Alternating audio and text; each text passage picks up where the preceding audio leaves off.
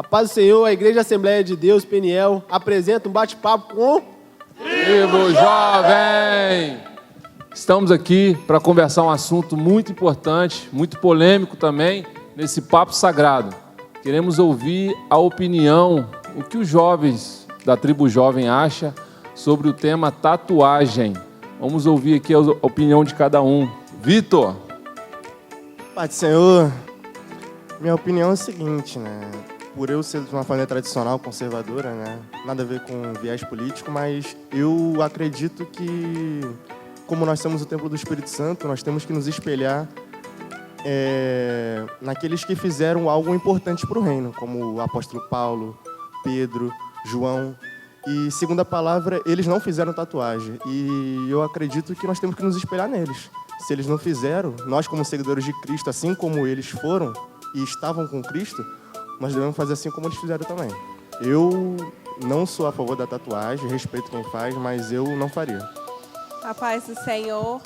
Então, segundo o que eu penso e o que eu já li da palavra, as Escrituras dizem no Velho Testamento, até muitos dizem que esse não vale, mas eu creio que a palavra do Senhor ela é viva e ela fala, e toda ela é válida, que não imprimireis marca alguma no corpo. E isso para mim também é uma forma de tatuagem. E eu penso, como a palavra diz que não para não imprimir, então a gente não deve fazer aquilo que a Bíblia nos diz para não fazer. Yasmin. Oi, gente. Sobre tatuagem, a palavra fala que tudo que a gente tem que fazer para a honra e glória do Senhor. Então, quando você vai fazer uma tatuagem, você não vai botar um versículo inteiro nas tuas costas para todo mundo ler aquele versículo. Você não vai escrever Jesus te ama para todo mundo ver. Então, se aquilo dali não condiz ao nome do Senhor, não faça. Queremos ouvir uma próxima opinião. Jean, nosso marinheiro. Pastor, é mais uma dúvida, né? Expressada aí. Acredito no templo do Espírito Santo, mas essa é uma prática muito antiga, né? Da tatuagem. A gente pensa que é uma prática atual, mas é uma prática milenar, muito antiga. E a dúvida no quase se enquadra se o Espírito Santo ele habita num templo, que somos nós, mas uma vez eu tatuado, eu ainda tenho essa oportunidade de ser templo do Espírito Santo?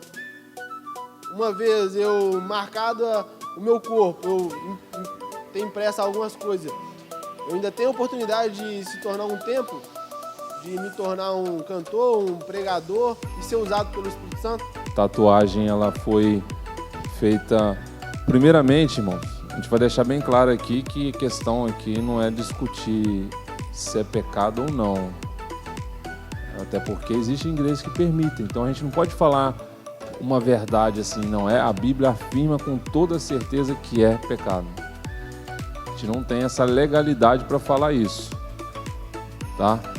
A gente compartilha da mesma opinião dos irmãos aqui até o momento, mas sobre a pergunta que o Jean fez, é possível uma pessoa que tem tatuagem, que fez antes de se converter, ser templo do Espírito? Com certeza. Com certeza, com toda certeza, porque Deus não se lembra do passado e Deus não se lembra do pecado. E se existe um arrependimento de coração, se existe uma transformação, porque uma coisa que o arrependimento faz é a transformação. Só que ele não apaga marcas que às vezes estão no nosso corpo, não apaga consequências que nós tomamos antes de se converter a Cristo. Por exemplo, muitas vezes pessoas podem se converter a Cristo, mas devido aos hábitos antigos, adquirir uma doença futuramente. São consequências dos atos dele. Então, é possível sim, com certeza. Próximo, conseguiu tirar a dúvida? Claramente. Uma próxima opinião. A minha opinião, eu acho que fazer tatuagem, eu nunca gostei de fazer tatuagem, como o Vitor, também não sou nada contra. Mas também, eu acho que também não é legal, porque, como ele falou, nós somos templo do Espírito Santo, e também fazer tatuagem, manchar a nossa pele, manchar o nosso corpo, com pintura, também, para mim, eu acho que isso também não é legal. Para mim, Nunca gostei de fazer tatuagem, porque isso, como é que se diz? Não condiz, mas para mim isso é um pouco errado. Entendeu? Amém. Vou lançar mais uma pergunta aqui sobre o tema tatuagem. E não todos, mas em geral, a pessoa que nunca fez, ela quer fazer, ela fala assim, vou fazer só uma. Vocês concordam com isso? Vou fazer só uma. Geralmente começa com uma pequena. Mas dificilmente ela para naquela uma. Ela vai para a segunda, vai para a terceira. Porque o ser humano, ele é insaciável com as coisas da terra. Se ele não tiver um autocontrole, ele sempre vai estar querendo alguma coisa. Sempre. Ele quer aquilo, mas aquilo pouco, aquilo já não está mais satisfeito, ele vai querer outro, vai querer outro, vai querer outro.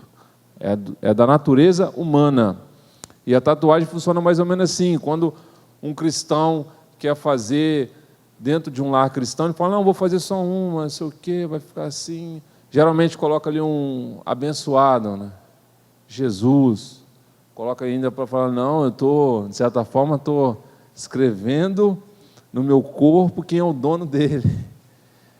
E usa argumentos para validar o que ele já queria fazer. Mas, na verdade, aquilo não vai parar. Eu queria ouvir a opinião de vocês, o que vocês acham sobre isso. Você acha que a pessoa, no modo geral, nós não estamos falando aqui, pode ter pessoas que conseguem fazer só uma, mas no modo geral, as pessoas param só em uma, ou realmente elas fazem mais? O que vocês acham? Porque a pessoa não consegue parar, não, quando faz a primeira. Oi? Quando a pessoa faz a primeira, eu acho que não para mais, não. Depois da primeira tatuagem. Conheço muitas pessoas que falou que ia fazer a primeira e não fez. Fez muitas aí. Em muitas partes do corpo.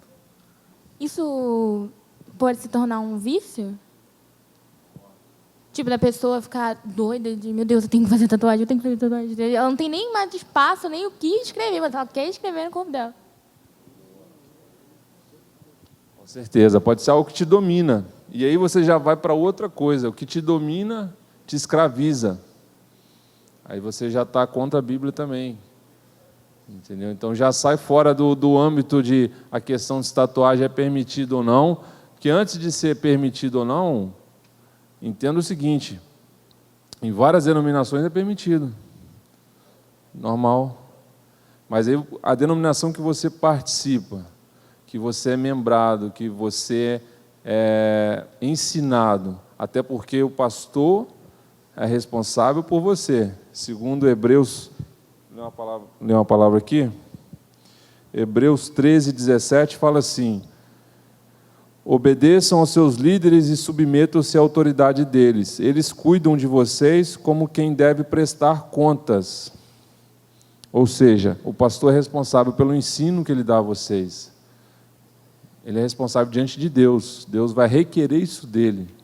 Então, por isso que quem aceita membrar, aceita participar, aceita estar em comunhão com a igreja, ela tem que entender qual que é o entendimento do pastor. Senão assim, a gente só quer o benefício. Ah, não, isso me agrada. Ah, não, isso não me agrada. Entendeu? Então, sim, pode se tornar um vício. Pode se tornar um vício. No que essas igrejas permitem a tatuagem se baseiam a opinião delas de poder fazer tatuagem? Se baseiam na questão da Bíblia não dar uma clareza sobre esse tema. Como a Bíblia não dá uma clareza, assim como ela não dá em outros, né? Se a gente for por esse caminho, por exemplo, a Bíblia não fala sobre drogas explicitamente. Fala sobre alcoolismo, sobre embriaguez, mas não drogas. Sobre cigarro.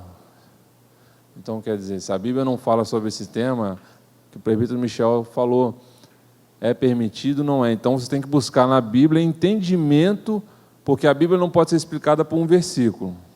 Existe uma regra que a Bíblia não se contradiz, ou seja, você não pode extrair um versículo e falar assim, eu entendo isso. Mas em toda a Bíblia você encontra diversos versículos condenando aquilo que você está entendendo. Então a Bíblia ela explica ela mesma. Ela não pode se contradizer. Entendeu? Então, por eles não acharem nenhum versículo explicitamente sobre o tema, eles falam, não tem problema. Entendeu? Só que aí a pessoa lá que fizer vai ter as consequências dela e ela está em comunhão com o pastor dela, que se permite, está em comunhão. Porque aí, né, pastor, como o senhor acabou de falar, na verdade, então, aquele que faz, quando a sua liderança ela tem um posicionamento de que não é bom que faça, ela está pecando. Porque por mais que a Bíblia não dá uma linha para a gente de que isso é ou não é pecado, mas uma vez em que a minha liderança, a qual eu estou sujeito a ele diz que não é bom que eu faça, uma vez que eu faço, aí eu já estou pecando. Aí, na verdade, eu acabo pecando mesmo contra Deus, não é isso? O pecado não é fazer, o pecado é desobedecer à sua liderança, que é o que acontece nesse caso aí, entendeu? E você está expondo o seu corpo a algo que talvez vai virar um vício e vai te dominar. Vai te dominar. Por exemplo, fazendo comparações, cada um na sua proporção, mas quem nunca experimentou bebida alcoólica ou droga, tem muito mais facilidade de superar isso, de quem é aquele que já experimentou e já viveu. Porque ele já passou por aquilo, ele sabe, o corpo dele sabe e deseja aquilo. Mas quem nunca experimentou, é mais fácil superar. Então, no seu caso, se não começar a fazer, é mais fácil superar do que se começar a fazer. Porque o maior engano que nós temos é achar que a gente está no controle. Não, eu vou, mas eu estou no controle, eu vou fazer só uma, ou eu vou fazer só isso. Eu estou no controle. Só que isso é uma falsa sensação. Não, eu posso ir com a minha namorada em tal lugar que eu estou no controle. Porque não domino. É uma falsa sensação. Eu vi um pastor falando ou uma pessoa falando na internet, o único jeito de vencer a guerra contra os seus desejos é fugindo dela. Fugindo. Não tem esse negócio de eu estou no controle. Você não está no controle. É impossível. É fugindo literalmente, não dando chance. Então, se você entrega para um desejo que você tem, provavelmente aquilo ali vai te levar a outro. Talvez ali você vai ter amizade, se relacionar com pessoas. E a Bíblia fala no Salmo, inclusive o Salmo 42, que a gente leu ontem, que um abismo chama outro abismo. Então, muitas das vezes você começa a dizer, eu não vou fazer. Aí faz a tatuagem, aí começa uma amizade com certas pessoas que não compartilha da mesma mentalidade da sua, mas aí você é influenciado, porque a Bíblia diz que as más conversações corrompem os bons costumes, e você começa a ser corrompido, e pouco a pouco você começa a se afastar do propósito de Deus ou da palavra de Deus. Pastor? Presbítero Michel. Pastor, eu percebo que o senhor tem focado muito nessa questão do ato daquilo virar um vício, né? O perigo dessa questão de se virar um vício, pode-se dizer também que isso é pecado? A pessoa viciada em fazer tatuagem, aí ela está pecando contra Deus? Poderíamos afirmar dessa forma? Poderíamos afirmar. Qualquer coisa que te domina, ele se torna um vício e é pecado. Qualquer coisa, inclusive um alimento, entendeu? É uma luta constante. Inclusive o fato de você consumir um alimento que não é considerado ilícito, mas aquilo te domina. Então é uma luta que a gente tem que... São lutas diárias que a gente tem que vencer, né? Seja o açúcar, seja o café, seja um alimento qualquer, mas é algo que domina. O nosso cérebro tende o nosso cérebro tende a viciar com essas coisas. Calma aí. Eu gosto de café. Eu quero beber café toda hora. Quando ele é um pecado, não. Não, Jesus, o pecado não é o café. O pecado é você perder o controle. É bom tomar café, eu também gosto. Uma outra coisa que eu observo bem, o pastor está falando até aí de forma muito, muito clara, é a questão das experiências particulares que cada um de nós temos. E a gente vê grupos, às vezes, formados de motoqueiros, homens tatuados, que usam desse momento para evangelização, né? E dá muito certo mesmo. Os camaradas vão, ganham muitas almas para Cristo. A gente tem que observar uma coisa importante, é o seguinte: existem experiências particulares, existem regras ou, em geral, que a Bíblia dá. Por exemplo, a gente fala do jugo desigual, a gente vai falar sobre o casamento, sobre o namoro. Aí você fala, não, mas eu conheço uma pessoa que namorou alguém que não era da igreja e essa pessoa se converteu e hoje são uma bênção, tal. Tá, isso é uma experiência particular da pessoa, aconteceu com ela, mas, em geral, a regra não é assim. Em geral, você vai escolher alguém, você só tem uma chance, você não pode errar. Se errar, tem sérias consequências. Aí você escolhe alguém que pensa diferente, que comunga a fé diferente, que não compartilha do mesmo pensamento. Você acha que vai dar certo? A probabilidade de dar errado é muito grande. Entendeu? Em geral é isso. Mas o Michel está falando, em geral, você viu alguém com aquela experiência, com aquela atitude e fala, vou fazer igual, mas aí, aquilo ali está de acordo com a Bíblia? Não, foi algo particular dele, ele está vivendo, então é com ele. Existem experiências particulares. Na Bíblia tem uma experiência particular, que é o caso do profeta Oséias. Ele teve uma experiência particular. Em geral, aquilo ali não funciona para ninguém, mas foi direcionado por Deus para fazer, porque naquela ocasião, naquele momento, era necessário para que ele tivesse legalidade e autoridade na mensagem dele.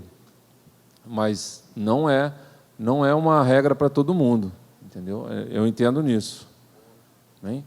A nossa irmã aqui quer falar também. Eu ia falar sobre a questão da tatuagem. Atualmente, por eu fazer parte de uma denominação diferente, o pensamento que eu tenho é diferente. Mas antes de eu me converter, eu nunca pensaria em fazer tatuagem. Então, normalmente, eu nunca pensaria em fazer tatuagem. Mas, apesar de respeitar a opinião e a doutrina de todos aqui, o que eu tenho para mim é que nós, como Igreja de Cristo, não podemos julgar, né, por conta das tatuagens, justamente por muitas pessoas terem o corpo coberto de tatuagem, mas ainda precisarem de Jesus. E o que eu penso é que, se eu quisesse fazer tatuagem, eu primeiro pediria para o Espírito Santo, que eu acho que não podemos deixar com que se torne um vício e que a gente caia em pecado ou que escandalize alguém.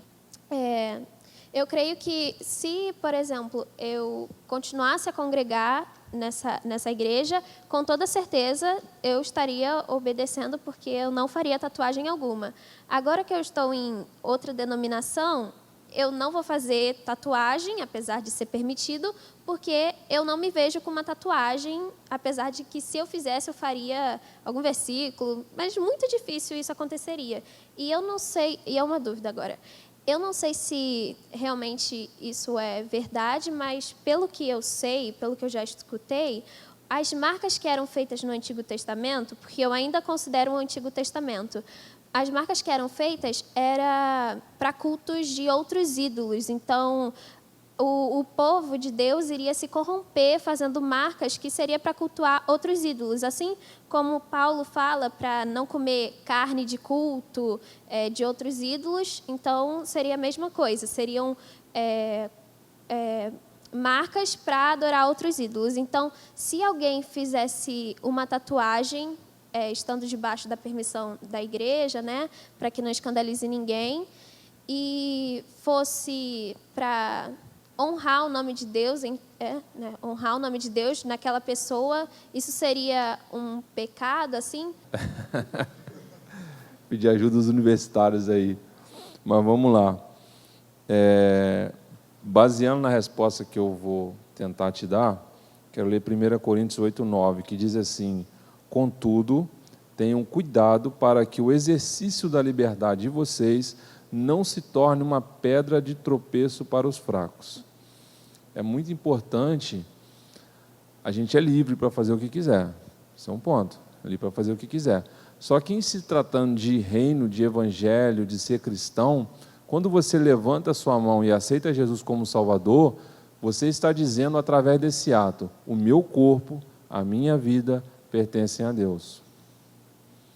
Então, tudo que é feito com o meu corpo, tudo que é feito com as minhas escolhas, precisam glorificar o nome dele e não trazer escândalo para o corpo, para os irmãos que são mais fracos. Paulo está dizendo assim: antes de vocês tomarem a decisão, pense no impacto negativo que isso pode causar no corpo de Cristo. Pense no impacto negativo. Se todo mundo aqui pensasse: vou fazer uma besteira, poxa, mas será que com essa atitude algum irmão pode sair da igreja, algum irmão pode pecar, algum irmão pode tomar uma atitude baseada em mim? Aquele irmão fez, eu vou fazer também. Então é muito importante, se tratando de evangelho, a gente não escolhe porque a gente quer. A gente escolhe pensando no corpo todo. Você não vai para a rede social e fala o que quer, você pensa assim, qual o impacto no reino de Deus. Porque no mundo, beleza, no mundo às vezes você vai falar coisa que vai desagradar. Nós temos visto aí ultimamente pessoas falando verdades, princípios, mas que desagrada o sistema. Mas aí não tem problema. Se está baseado na Bíblia, se é uma verdade, se é um princípio, não tem problema. Se vocês forem acusados porque vocês falaram a verdade, ou falaram o princípio, não tem problema. Agora, se vocês serem apontados como pessoas que trouxeram escândalo para o reino de Deus, para o corpo, aí que gera o problema.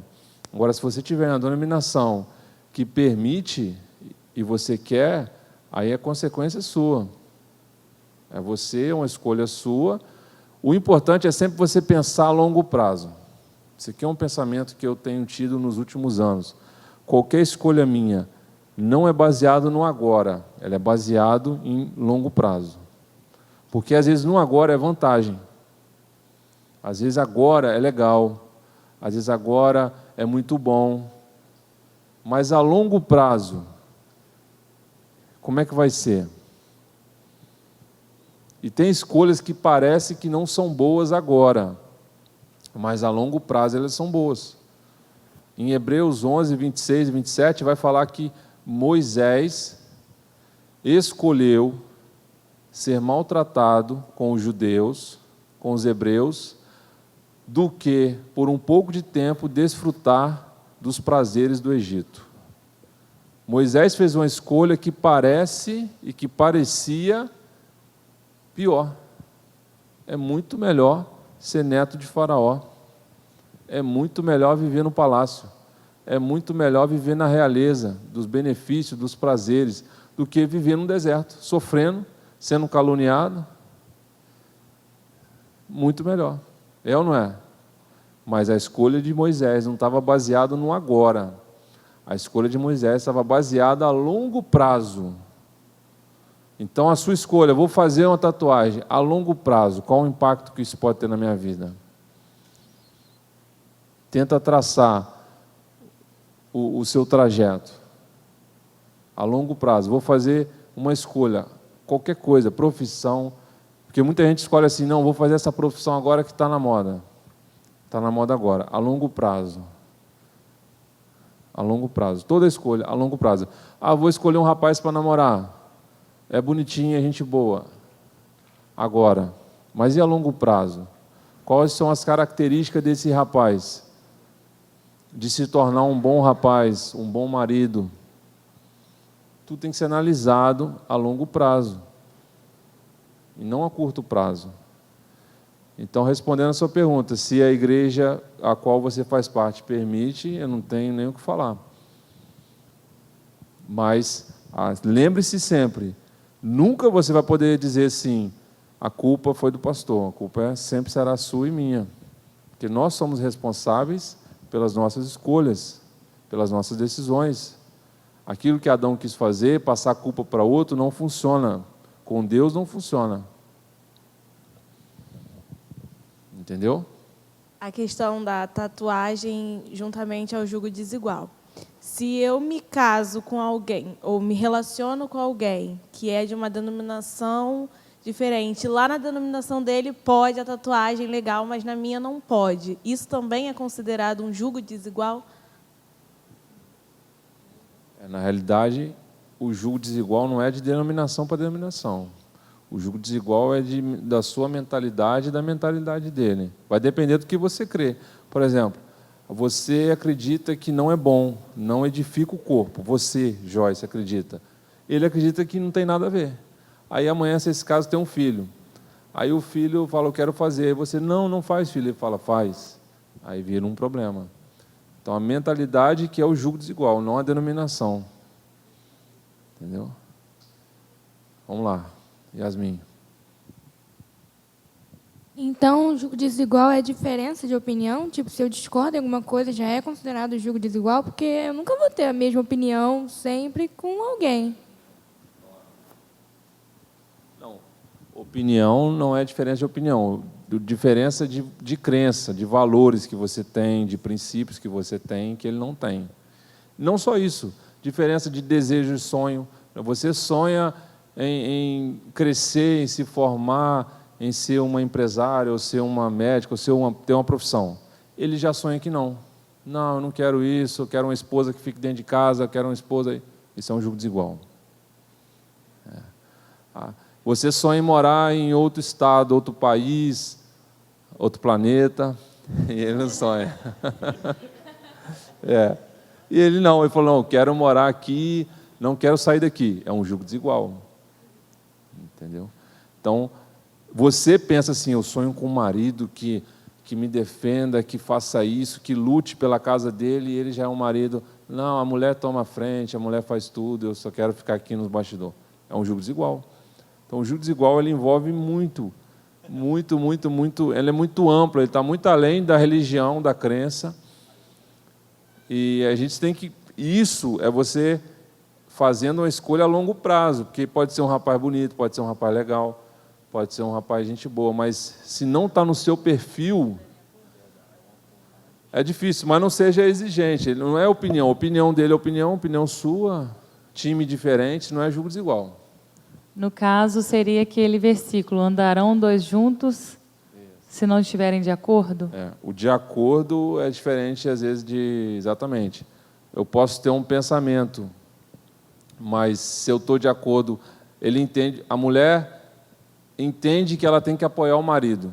Olha, eu não concordo em que a gente mude de cidade, mas eu estou de acordo com ele, a gente vai mudar, a gente vai. Entendeu?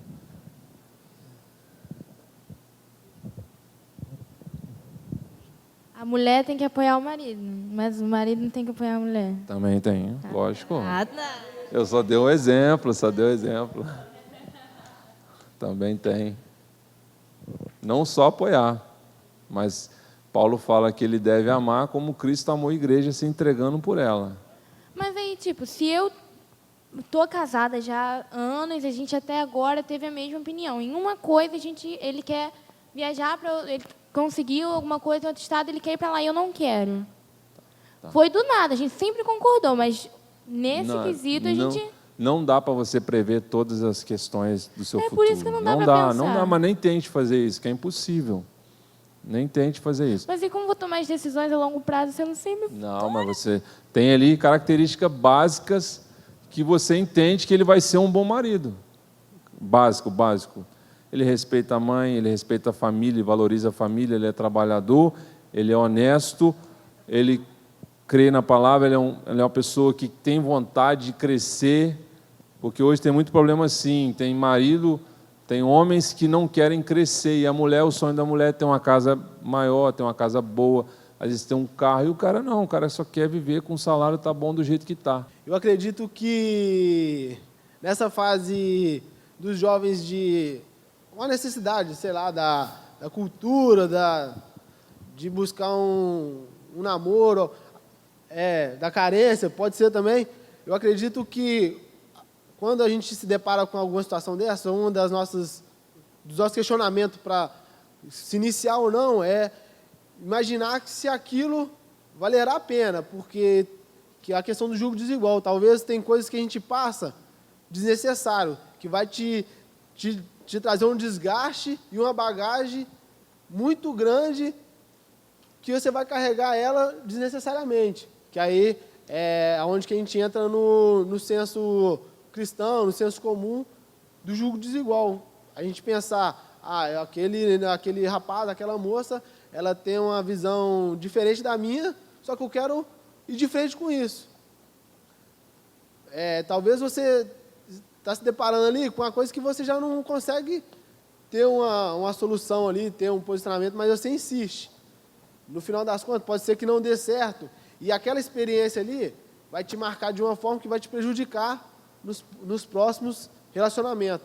Aí esse posicionamento que eu queria deixar, porque talvez é aquilo que a gente está falando, talvez vale mais a pena você esperar, você buscar mais direcionamento, ter mais paciência, conhecer mais do que entrar em algo que você talvez não conheça, que vai te gerar um desgaste, uma marca muito profunda, que vai te atrapalhar dali em diante a ter um relacionamento saudável, conhecer uma pessoa saudável, ter confiança em uma pessoa saudável. Talvez aquele relacionamento ali desigual te marcou de uma certa forma que a partir dali você vai ter que entrar num processo de cura, um processo de transformação para novamente estar aberto à oportunidade de ter um relacionamento saudável, um relacionamento cristão e evoluir para um noivado, evoluir para um casamento que não traga essa dificuldade aí que é caminhar junto, separados. Não tente prever todos os... vou escolher alguém exatamente com os mesmos gostos, com a mesma vontade. Não existe isso. O Jean tem briga, Jean? Briga assim, discussão de gosto, de vontade? Tem? Tem o presbítero Michel. Tem, a gente tem, irmão? Tem. Às vezes a esposa gosta de uma coisa, você gosta de outro, e é normal. E o casamento faz parte de você, às vezes, se negar para agradar ela. Uma hora ela nega para agradar o marido e assim vai. Faz parte do casamento. Você não vai encontrar alguém com um perfil 100% que vai evitar todo tipo de confusão, todo tipo de discussão. E aí, assim, a grande verdade não é que se tem uma idade adequada para iniciar, não é disso que está se falando. Mas a questão também é ser um relacionamento criado de forma prematura, né? Porque o Jean falou aqui uma coisa que é muito uma grande verdade, né? De buscar uma direção e aguardar esse momento acontecer. Eu vejo que, eu fui jovem também, eu vejo que a gente às vezes toma algumas decisões prematuras. E aí isso acaba nos levando a se desgastar, como o Jean colocou aqui, né? E aí depois, para entrar num outro relacionamento, já entra já desgastado, sem, na verdade, entender e perceber qual é o posicionamento que eu tenho que ter naquele relacionamento. Então, assim, eu percebo que a palavra do Jean foi muito pertinente e abençoadora, e que, na verdade, que a gente precisa entender, e aí a gente está falando para jovens, que a grande verdade não se tem uma idade adequada, a idade mais precisa. Mas acredito que a idade mais precisa é quando seus pais autorizam. Eu penso comigo. Agora, uma coisa que eu preciso pensar isso vai valer a pena? Porque ninguém entra num relacionamento para terminar amanhã. Então, se entra, é para poder construir, de fato, algo para o futuro. Então, é nisso aí que eu peguei a palavra do Jean aqui e gostaria de acrescentar. Essa questão de começar de forma prematura um relacionamento. Isso aí, muito bom, muito bom. O cristão tem que ter essa mentalidade. Eu vou namorar não é para passar tempo. Vou namorar porque eu quero encontrar uma pessoa que eu vou casar, que eu vou viver o resto da minha vida com ela. É isso aí. O plano tem que ser sempre o plano A, nunca o plano B. Não, se não der certo, tem outra. Vou casar, se não der certo, caso de novo. Cada vez que se você fizer isso, as consequências podem ser muito ruins para ambos os lados. Então é muito ruim. E até para a sua vida espiritual, a sua legalidade também é ruim também. Amém. Estamos chegando ao final do Papo Sagrado com a tribo jovem. Queremos deixar uma mensagem para você está nos acompanhando até agora.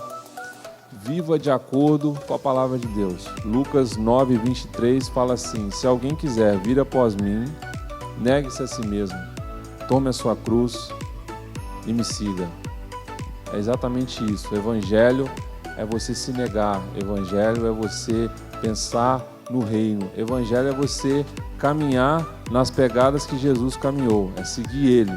Então viva de acordo com a palavra de Deus, tenha a palavra de Deus no seu coração, na sua mente, e esse recado que a Tribo Jovem deixa para você.